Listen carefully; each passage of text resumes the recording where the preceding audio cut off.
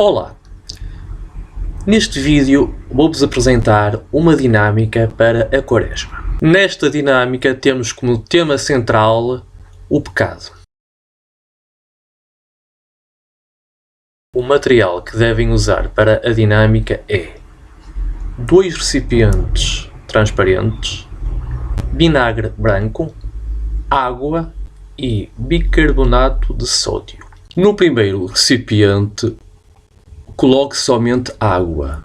No segundo, coloque 50% de água e 50% de vinagre branco. Qual a nossa reação à palavra de Deus? A olhos nus, os recipientes são iguais, mas há uma diferença entre eles. Deus conhece o nosso interior e deseja nos transformar através da sua palavra, da oração, do jejum e dos sacramentos. No entanto, Ele nos deu o livre arbítrio.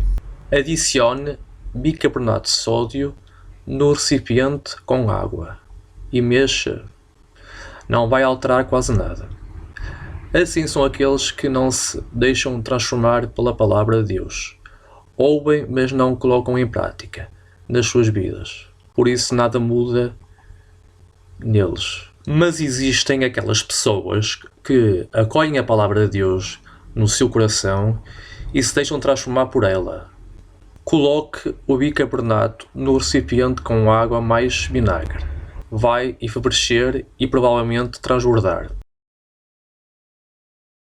Essas pessoas ficam cheias do Espírito Santo e transbordam amor, paz, alegria aos que estão perto.